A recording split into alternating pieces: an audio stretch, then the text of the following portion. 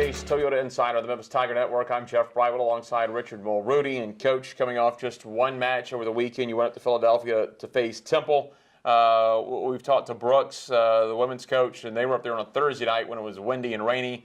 You were able to get a draw, get a result on Saturday night. Still a little wet up there, had some mist, but really didn't affect your game as much as maybe it affected them on Thursday night. Yeah, we got in on Friday, and it was raining a bit, so we weren't sure how the weather was going to be on Saturday. Obviously, talking to the women's team, they had a bit more rain and wind than we did, so we were prepared for it, but it was a bit more calm than we thought. Just maybe the slightest wind with a little mist in the air, and it's actually perfect to play in, you know. And about a month and a half, when it's 20 or 30 degrees cooler, it might have been tougher, but it was a great night to play on, and they've got a new facility up there that they should be proud of. And we had talked about field turf compared to playing on grass. When it's really dry and hot, the ball tends to stick. When it's wet, it skids. And there's probably some pluses and minuses to both of those deals with the mist and then it drying out a little bit. I know you were telling me before we began the show, maybe played a little bit more true than what you're used to field turf. Absolutely, yeah. We were expecting it to be real greasy, and any ball that hits picks up speed.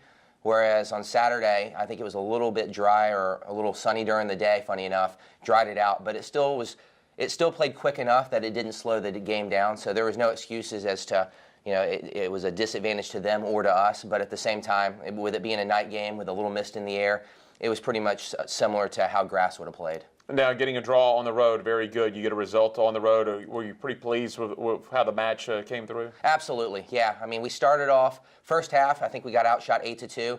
Fortunate to get to halftime, maybe not being down 1-0.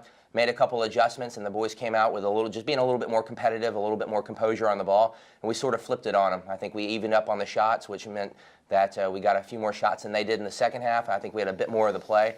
We were a little unfortunate to not maybe get one in the second half.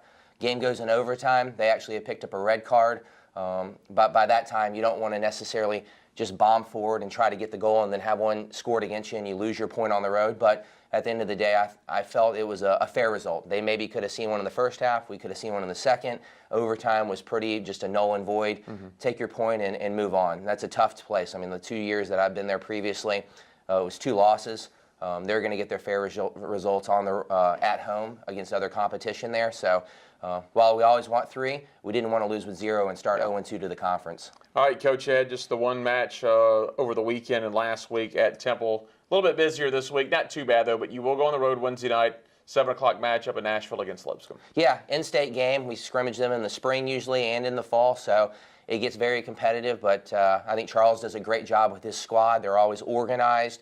And they play. They don't necessarily just go direct every time. They try to play, and it's a tough place to get a result. But I like the idea of going in there. Obviously, we're going in with a full squad. We're going to be busting it up tomorrow.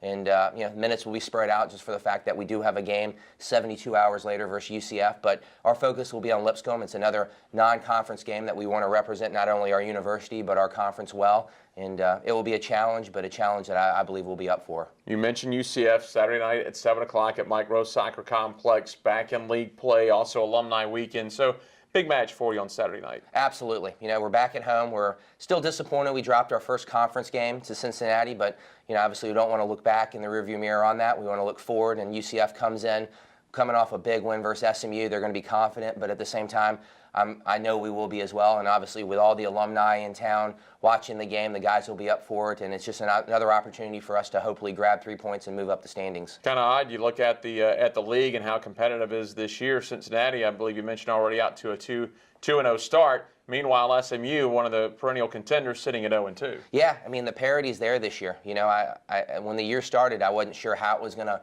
finish up.